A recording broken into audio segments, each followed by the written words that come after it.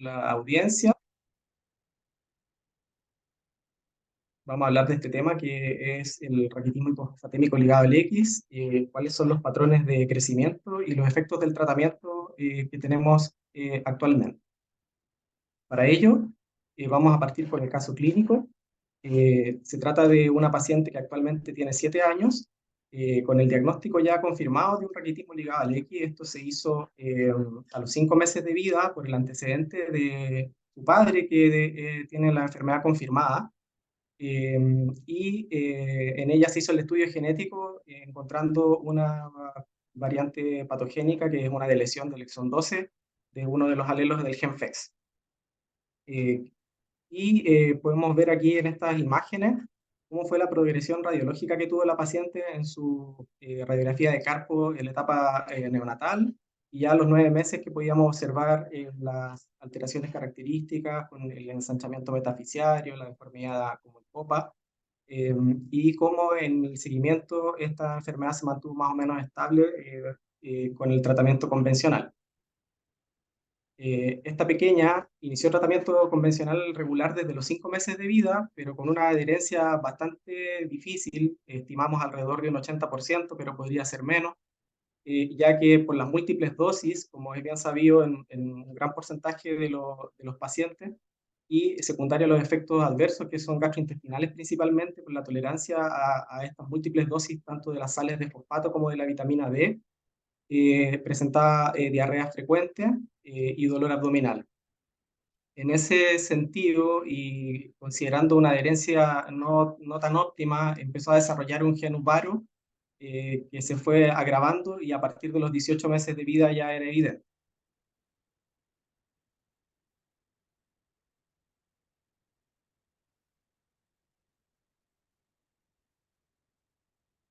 Por otro lado, desde el punto de vista calidad de vida y funcionalidad, nuestra paciente evolucionó con dolor de extremidades y debilidad muscular fluctuante, que también le dificultaba las actividades de la vida diaria.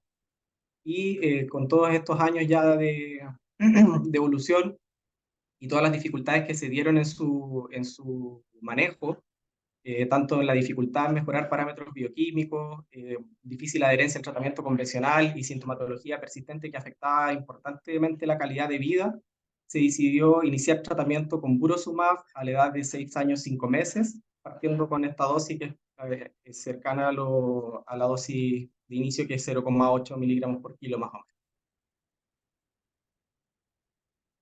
Podemos ver entonces cómo fue la evolución bioquímica de nuestra paciente. Podemos ver cómo ella mantenía en la línea, en la curva de color naranja, que podemos ver los niveles de fosfato que se mantenían bajo el límite de la normalidad, los niveles de fosfatasa alcalina que también se mantenían altos en el rango de 500, y los niveles también de la tasa de resorción de fosfato ajustado por la función renal que también se mantenían bajo el nivel de la normalidad. Posteriormente, con el inicio de Burosumab, podemos ver cómo aumentó el nivel de fosfato manteniéndose sobre el límite de la normalidad. Hay una disminución sostenida de los niveles de fosfatasa alcalina también, ya manteniéndose en el rango normal, y cómo aumentó también la tasa de reabsorción de fosfato ajustada para la función renal. Dado que en algún momento también no se logró, hubo una caída del fósforo sérico, se hizo el ajuste de la dosis del tratamiento, manteniéndose actualmente con dosis de 1,1 miligramos por kilo cada 2 semanas, y con eso la paciente se ha mantenido estable con niveles de fósforo sérico en el límite, sobre el límite normal, y la fosfatasa alcalina constantemente a la baja. Esto también ha conllevado una mejoría en los signos radiológicos que podemos ver acá, cómo estaba la paciente antes del tratamiento con Burosumab, que tiene signos de raquitismo activo a nivel también de las metáfisis de las rodillas y de las metáfisis también de los huesos del carpo, o sea, de la muñeca, y podemos ver cómo hay tendencia ya evidente, visible a la curación en las radiografías posteriores a 5 meses de tratamiento con Burosumab. Por otro lado, también hubo mejoría en la funcionalidad, como vamos a ver más adelante. En cuanto también a lo que vamos a conversar de la presentación, queríamos mostrar cómo ha sido la evolución antropométrica de esta paciente. Tenemos aquí cuál es su talla diana, pero que probablemente está comprometida por la talla del padre que tiene la misma enfermedad y una madre que también tiene una talla baja, pero sin una causa clara. Ella eh, remarcar que la mayoría de estos pacientes son pacientes que tienen peso y talla normal al nacer, longitud normal al nacer, y tiene dos hermanos varones que son sanos con talla normal.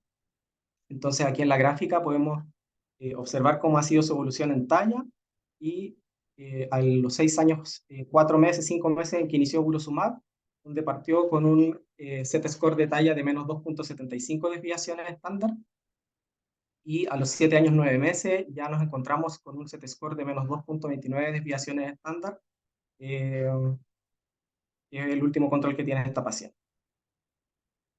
Y cabe destacar también que ella evolucionó con este gen ovario importante que se agravó en el tiempo, por lo cual se decidió en marzo del 2023 realizar una hemiepifisiodisis lateral de fémur distal y de tibia proximal para intentar corregir esta alteración. Y por último, quiero mostrarles un video, de un segundo para poder compartirlo, en que podemos ver. ¿Se ve bien la pantalla? Sí, se ve. Sí, se ve bien. Y bueno, aquí podemos ver entonces cómo es la mejoría funcional que ha tenido la paciente en su marcha, principalmente una marcha más rápida, menos tambaleante, con menos esfuerzo. Se nota que hay menos debilidad.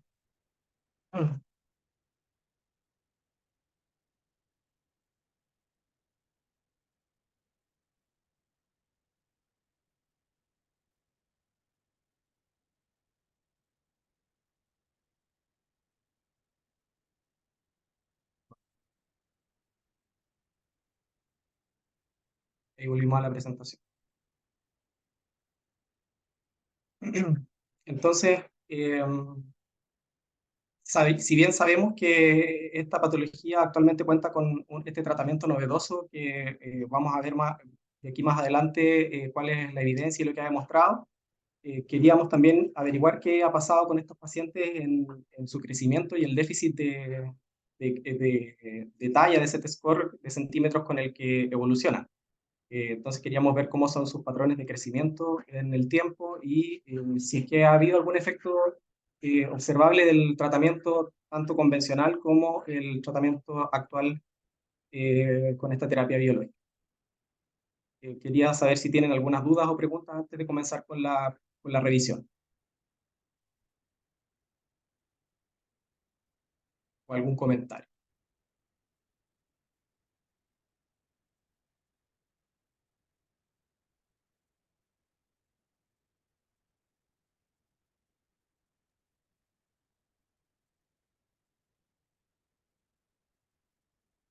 Continúa nomás, Hugo, y quizás dejamos las dudas para el final. Perfecto. Entonces, vamos a la revisión de este tema. La hoja de ruta va a ser que vamos a hacer una introducción sobre la fisiopatología del raquitismo ligado al X, su clínica. Vamos a ver cómo es el crecimiento en estos pacientes, algo del tratamiento convencional, qué es el Burosumab, qué es lo que se ha visto con este tratamiento, cuáles son los enfoques en el manejo de la talla baja en el raquitismo ligado al X, o qué se ha intentado hacer previamente, y algunas conclusiones para finalizar. ¿Sí? Entonces, el raquitismo hipofosfatémico ligado al X, lo vamos a mencionar XLH de ahora en adelante para quizá facilitar la presentación, es una enfermedad genética producto de una variante patogénica inactivante en el gen FEX que se ubica en el brazo corto del cromosoma X. Codifica una proteína que es una endopeptidasa neutral reguladora del fosfato. Es de herencia ligada al X, pero es de patrón dominante, por lo tanto se puede presentar la enfermedad tanto en hombres como en mujeres, y tiene una prevalencia estimada de alrededor de 1 en 20.000 a 60.000, y es la forma hereditaria más común de raquitismo. cuál es la interacción entre este gen y el FGF23, que es el principal mediador de las alteraciones bioquímicas de esta patología. Bueno, la interacción aún no es del todo conocida. Hay algunos elementos teóricos y experimentales que dan luces un poco de cómo funciona esto, pero todavía hay cosas que falta por comprender. De partida, sabemos que esta endopeptidasa, eh, por una parte, tiene una interacción con unas glicoproteínas de la matriz extracelular que se llaman sibling. Estas tienen la característica de que tienen unos motivos peptídicos que se llaman ASARM y son susceptibles de clivarse las sibling por unas proteasas. El FEX inhibe estas proteasas, por lo tanto, en ausencia de FEX, estas se clivan y liberan estos péptidos ASARM, que aparentemente participarían en alteraciones de la mineralización ósea. Por otro lado, esta endopeptidasa FEX formaría un complejo trimérico con DMP1 e integrina, ¿ya? Y este complejo trimérico podría tener las funciones de activar algunas proteínas convertasas que mantienen en equilibrio la degradación del FGF23. O sea, en su ausencia, estas proteínas convertasas no podrían clivar el FGF23 y tenemos un aumento de sus niveles. Por otro lado, este complejo también pareciera que tiende a actuar a nivel del núcleo y a nivel genómico, regulando la expresión de FGF23. Por lo tanto, en su ausencia, también podríamos tener un aumento de la transcripción y la producción de la proteína. Entonces, en ausencia de FEX, tenemos un exceso de FGF23, donde hay efectos dependientes de la pérdida de fosfato y de la disminución de calcitriol, así como también habrían efectos paracrinos del exceso de FGF23. Por otro lado, la liberación de estos péptidos ASARMs producirían efectos independientes de FGF23 sobre la mineralización ósea y dental, como vamos a ver más adelante. Bueno, en específico para los efectos que nos importan del FGF23 son los efectos a nivel renal principalmente, donde vemos que hay un efecto negativo sobre los canales NAPI a nivel del túbulo proximal y por lo tanto disminuyendo la reabsorción de fosfato y la pérdida renal de fosfato y además también inhibe a nivel de estas células también la actividad de la 1-hidroxilasa renal, impidiendo la formación de vitamina D activa. Entonces, estos fenómenos que conllevan a la pérdida renal de fosfato y a la menor absorción de fósforo también a nivel intestinal, producen la hipofosfatemia con estas consecuencias que son esperadas en la mineralización ósea. Y además también habrían efectos paracrinos del FGF23 y también del déficit de calcitriol que serían directos sobre el cartílago de crecimiento. Y por otra parte, podemos ver que la presencia de estos péptidos ASARMs y también estas alteraciones de la proteólisis de la matriz extracelular podrían afectar la mineralización de manera independiente de FGF23. Esto mismo también lo podemos observar en la patogenia de la enfermedad dental. Hay anomalías de la arquitectura de la dentina y también pérdida del esmalte dental que no son del todo explicadas por las alteraciones metabólicas que ya conocemos. Y esto conlleva las complicaciones dentales, como la pérdida del esmalte, la tendencia a formar caries, los abscesos dentales, que alteran en gran parte la calidad de vida de estos pacientes. Por otro lado, también la hipoacusia que se presenta en estos pacientes no está del todo dilucidada y podría estar relacionada a varios factores, entre ellos una alteración del desarrollo y mineralización del hueso temporal, también al desequilibrio iónico a nivel celular en el aparato auditivo y también a la acumulación de glicoproteínas defectuosas también a este nivel.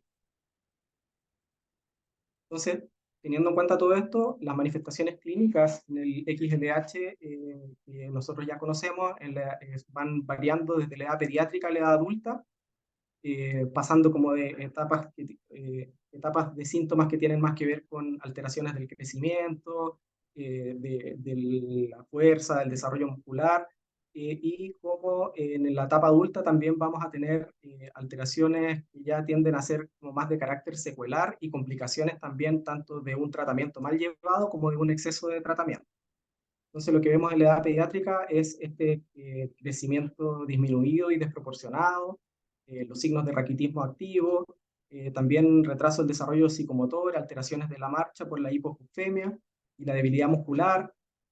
Posteriormente, ya en la etapa pediátrica o en la adolescencia, vamos a observar la disminución de la talla, también alteraciones dentales, la aparición de los abscesos, las caries, eh, los dolores articulares y musculares que se empiezan a manifestar en esta etapa, donde se exige más rendimiento físico, las actividades deportivas que no se pueden realizar de manera adecuada, y con alteraciones de la calidad de vida en distintas dimensiones, como vamos a ver más adelante. Yo los adultos, además de ya tener estas complicaciones, ya vemos las alteraciones seculares, entre ellas la aparición de osteoartritis, las entesopatías, que son calcificaciones también de las zonas de los ligamentos, que todavía también tienen una fisiopatología no muy clara, pero conllevan a una alteración importante de la calidad de vida y la pérdida auditiva. Podemos ver una similitud con la literatura internacional. Estos son datos de pacientes de acá de Chile. El 91% de los pacientes presentan deformidades de las extremidades inferiores, la presencia de fractura y pseudofractura en alrededor de un tercio de los pacientes, el dolor en la gran mayoría, las entesopatías también en la gran mayoría de los adultos, osteoartritis también, la pérdida auditiva que afecta a cerca de un tercio y las alteraciones dentales que también son muy frecuentes. Y las características bioquímicas, bueno, el hallazgo canónico es el exceso de FGF23 que prácticamente lo deben presentar todos los pacientes, y ello conlleva a la hipofosfemia, que también es el fenómeno secundario a este problema. Esto, por el efecto de la mineralización ósea, también conlleva a aumento de las fosfatasas alcalinas y al hiperparatiroidismo también, y en etapas más tardías, generalmente se ve más en los adultos que ya llevan años, sobre todo de tratamiento convencional, y pueden presentar hipercalciuria y nefrocalcinosis, que también tienen sus riesgos. El patrón de crecimiento en los niños con XLH, bueno, como ya vimos, el peso y la talla o la longitud al nacer no tienen diferencias con la población en general. Lo que se puede observar en un estudio del 2020, donde se reunieron pacientes que fueron los pacientes que han sido reclutados para los estudios de fase 3 de esta terapia biológica. En este grupo de pacientes se puede observar que ellos presentan una caída del carril cercano al año de vida, con un nadir cercano a los 3 años.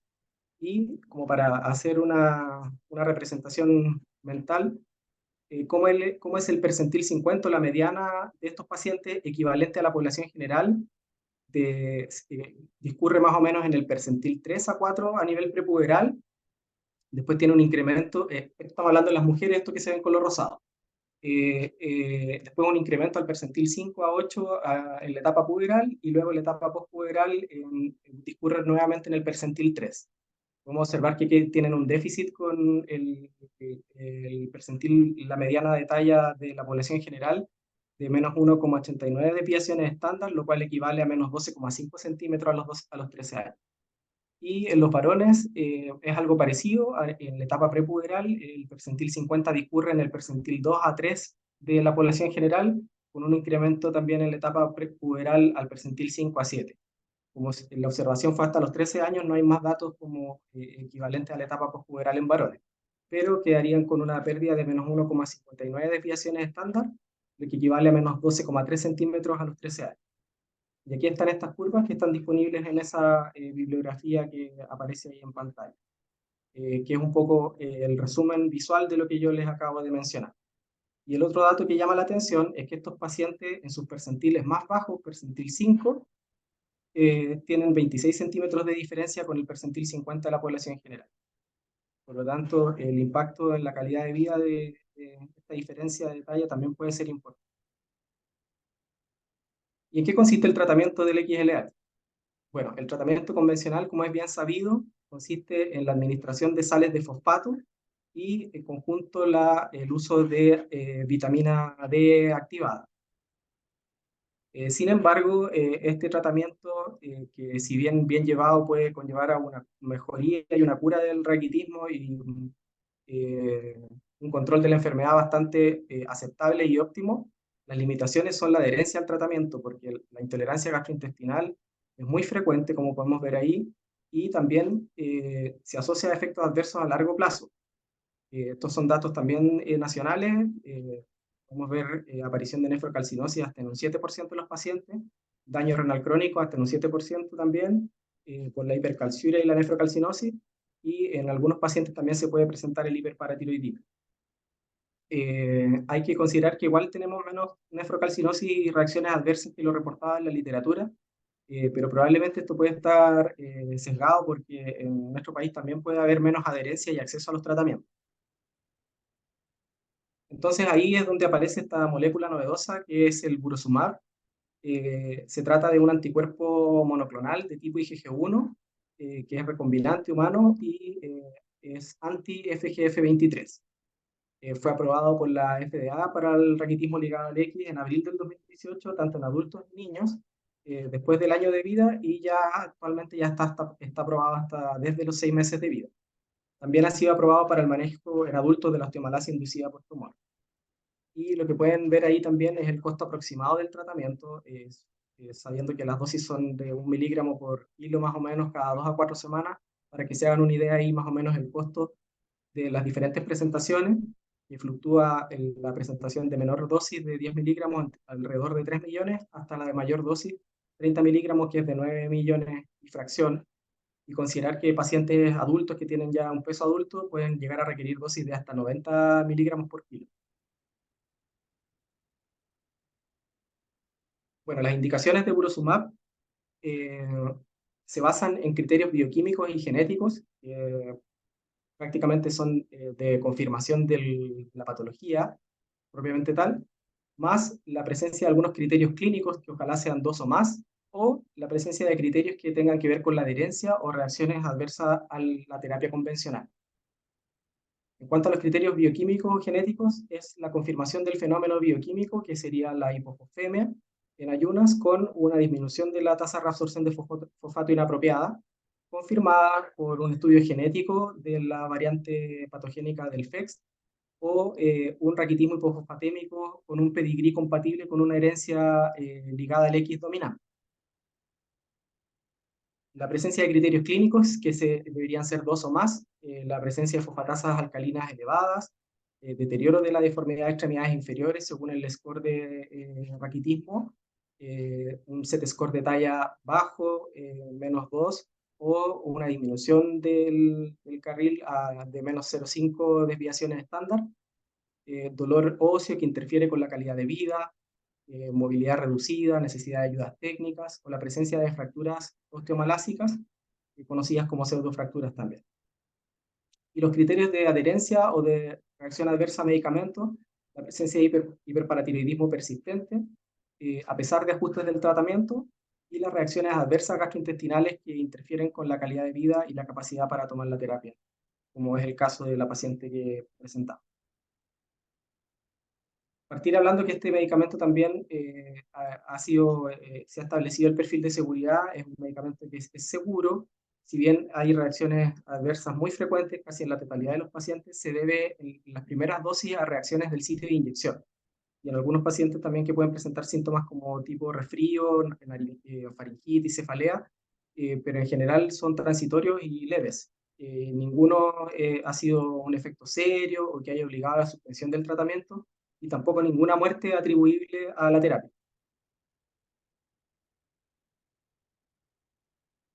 Y aquí podemos ver qué es lo que ha demostrado en el control de la enfermedad el burosumab.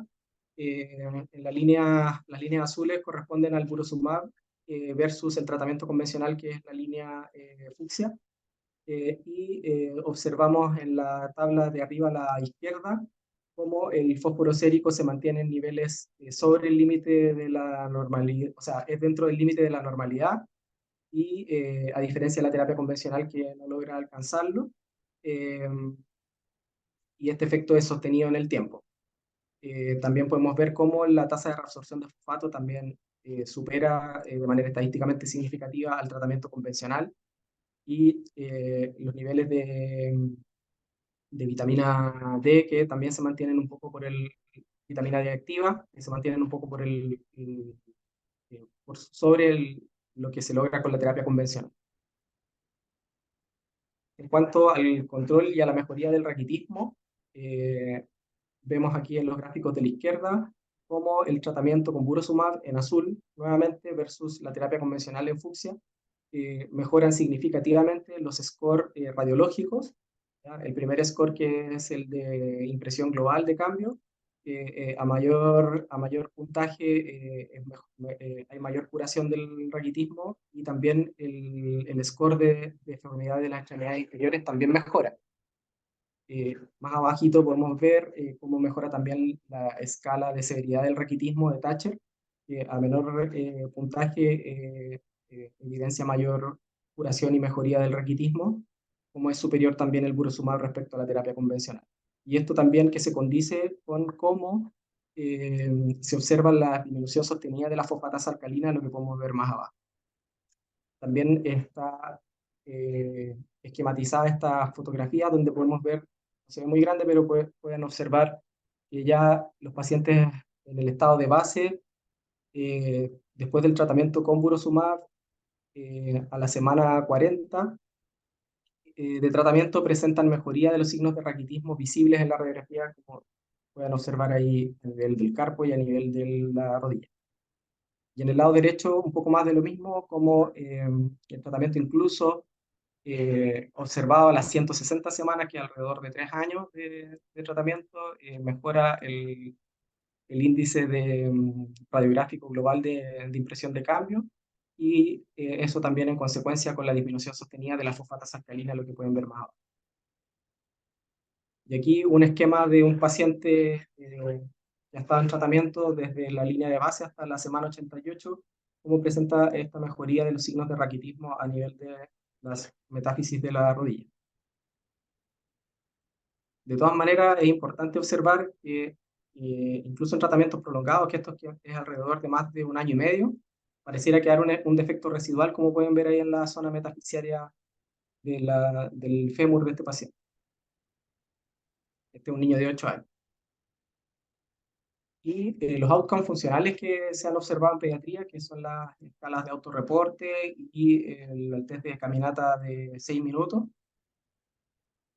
podemos ver esta escala que a mano izquierda, que es la POSNA-POTSI, que es un cuestionario de salud musculoesquelética de cirujanos ortopédicos pediátricos, como en las áreas que están subumbral, que es la línea roja, donde los pacientes tienen basalmente una condición deteriorada, como es el deporte, la actividad física, el dolor y confort y la función global, eh, cómo presentan mejorías significativas superando el umbral de normalidad y estadísticamente significativa.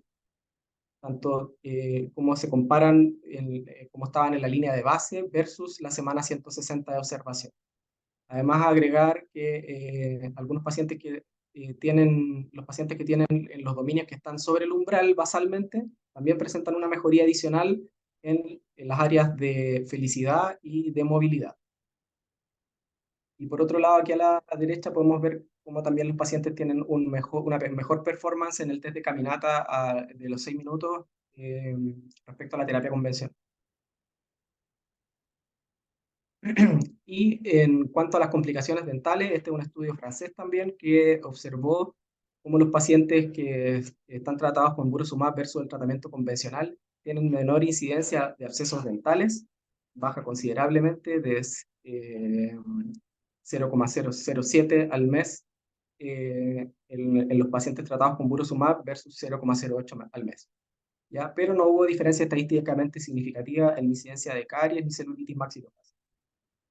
Entonces, ya considerando todos estos beneficios que tenemos en muchas de las dimensiones importantes de esta patología con el uso de Burosumab, nos preguntamos si cómo podemos mejorar el crecimiento en XLH y qué se sabe de esto. Bueno, primero mencionar lo clásico que ha sido intentar ver si estos pacientes mejoran con el uso de hormona de crecimiento. Entonces, en la base Cochrane salían solamente 2 estudios que aplicaban como para establecer cierto grado de recomendación. Serían este el más importante, de este autor alemán del 2011, un ensayo abierto, controlado, que incluyó 13 centros de salud, niños con una mediana de edad de alrededor de 7 años, que tenían dosis equivalentes de tratamiento convencional. se randomizaron a tratamiento con hormona de crecimiento y terapia convencional versus solo terapia convencional, ¿ya?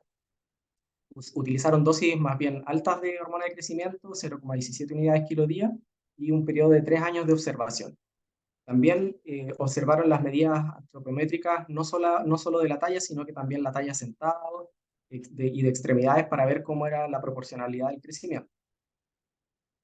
Bueno, ellos observaron entonces que hubo una respuesta positiva en estos 3 años de observación, con una talla que tuvo una ganancia de más 1,1 desviaciones estándar, y observaron también que desde el punto de vista antropométrico tampoco hubo un gran compromiso, sino que hubo un crecimiento relativamente proporcionado eh, para lo que esperaban. Todo esto estadísticamente significativo. ¿Ya? No se observó algún problema de salud adicional secundario al tratamiento, que presentaran hipercalciuria ni nefrocalcinosis. Sí aumentaron transitoriamente la fosfatasa alcalina y la tasa de reabsorción de fosfato. Pero más adelante, en el 2017, salió como el seguimiento a talla adulta de estos pacientes y en realidad no hubo diferencias estadísticamente significativas. ¿Ya? Sí observaron los autores que quizá los pacientes que tuvieron un menor CT-score tuvieron una mejor ganancia de talla, pero no fue aplicable para toda la población. Y tampoco fueron muchos pacientes porque no se lograron tampoco rescatar todos. Este es el otro estudio que está descrito en la base Cochrane, estudio antiguo del 97, fueron 5 pacientes, muy pocos. Es un estudio doble ciego cruzado, que se cruzaron los pacientes en una etapa primero de tratamiento con hormona de crecimiento versus una etapa placebo y después se realizó el cruce de ambas cohortes. Y en los pacientes en la etapa de hormona de crecimiento se observó un aumento de un Z de menos 2,66 a menos 1,46, que sería alrededor de o más de una desviación estándar, versus los que se observaron en la etapa placebo que no tuvieron cambios significativos.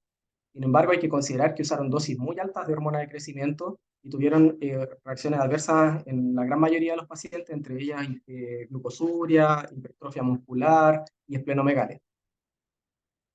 Y por otro lado, otro estudio del lado que muestra a la derecha, este autor el 2004, observó que los pacientes que fueron tratados con hormona de crecimiento tuvieron una ganancia de talla, incluso hasta talla final, pero agravó el crecimiento desproporcionado. Como pueden ver abajo, hubo un crecimiento mucho mayor de la talla sentado versus la talla de las extremidades inferiores.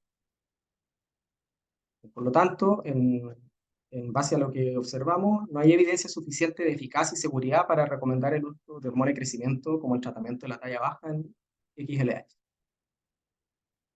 Entonces, quisimos ver qué ha pasado con el Burosumab, que no lleva muchos años tampoco en, en el tratamiento de estos pacientes, pero de lo que tenemos que se ha podido observar.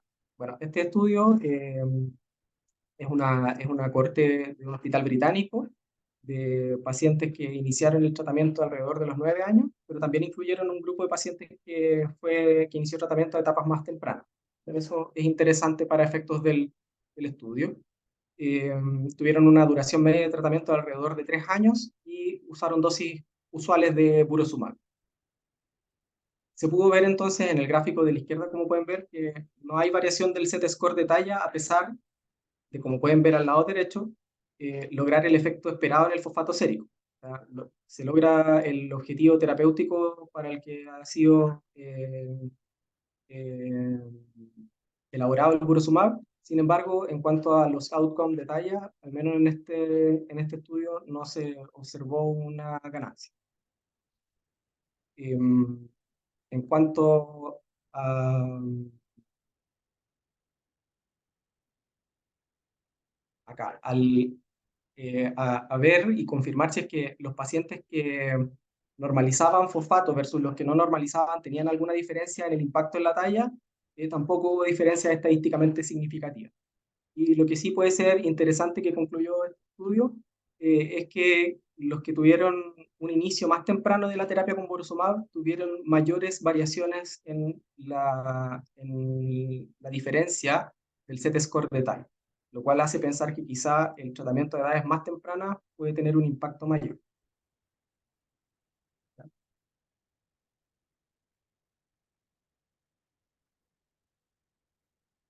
Otro estudio también que muestran cómo fue el crecimiento de los pacientes tratados con Burosumab.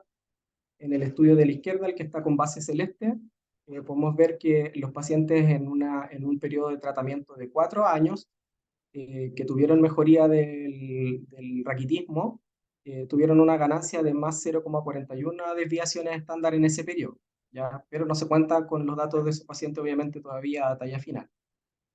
Y en el lado derecho, que es el estudio del de fase 3 que vimos recientemente, comparados con la terapia convencional, tuvieron una diferencia significativa respecto a la ganancia de Z-score de talla a la semana 64, los pacientes tratados con Burosumab, pero en alrededor de 0,15, máximo 0,2 desviaciones estándar, lo cual desde el punto de vista clínico, la validez también es bien dudosa. Y aquí nuevamente mostrar cómo lo que vimos recién de cómo los pacientes a etapas más tempranas tenían una mayor variación del cambio de Z-score. Estos son una serie de reportes de casos, estos son periodos cortos, o sea, un año de observación de pacientes tratados, donde observan cierta ganancia del delta de Z-score de talla en 3 de los 5 pacientes. Sin embargo, un estudio observacional, son pacientes seguidos solo por un año, no tenemos los datos a talla final y también fue financiado por farmacéuticos. Y ahora, en los casos en que se ha utilizado de manera combinada el Burosumab y la hormona de crecimiento, tenemos este estudio israelita del 2023 que observaron que los pacientes que fueron pretratados con hormona de crecimiento, que serían 6, además de 2 pacientes que se trataron en conjunto con hormona de crecimiento y Burosumab, también la ganancia de Z-score de talla al cuarto año de observación fue de alrededor de 0,39 desviaciones estándar. Entonces también desde el punto de vista clínico no sabemos si es muy significativo eso aún. Y en este otro estudio, que de los casos que hay donde se utilizan estas dos terapias, también con un año de observación, se pudo observar que en un grupo que fue tratado solo con Burosumab no hubo diferencias del delta de Z-score de talla, versus los que sí fueron tratados con hormona de crecimiento y Burosumab, tuvieron una ganancia en ese periodo de un año de más una desviación estándar de diferencia. Sin embargo, por lo que estaba descrito en el estudio, pareciera más bien que los pacientes tuvieron como un ligero catch-up de crecimiento más en el pretratamiento con hormona de crecimiento, que fueron la mayoría, versus después que posteriormente continuaron con Burosumab. Aunque lo interesante puede ser que el Burosumab al menos mantuvo esa diferencia, o sea, no se volvieron a caer. Bueno, entonces finalizando con esto que ya revisamos, podemos concluir que el tratamiento con Burosumab, el control bioquímico, se logra rápidamente en estos pacientes, que es más efectivo con la dosis cada 2 semanas que cada 4 semanas, como se recomienda en niños. El raquitismo mejora de manera sustancial, pero parece quedar un defecto residual, y eso es lo que está en boga ahora de también buscar otros objetivos terapéuticos. ¿Será que la deficiencia del FEX en realidad tiene otras aristas, como estos péptidos, los PASARMs, que tienden a alterar la mineralización ósea por una vía independiente de FGF23? Y la evidencia del impacto del Burosumab en crecimiento aún es limitada. El efecto, por lo menos ahora, todavía es poco significativo. Queda por dilucidar si el inicio temprano tiene un mayor impacto. Los estudios clásicamente se hicieron solo con hormona de crecimiento hasta talla final son poco disponibles y no demostraron un beneficio claro. Y el tratamiento combinado de Burosumab con hormona de crecimiento aún tiene escasa evidencia.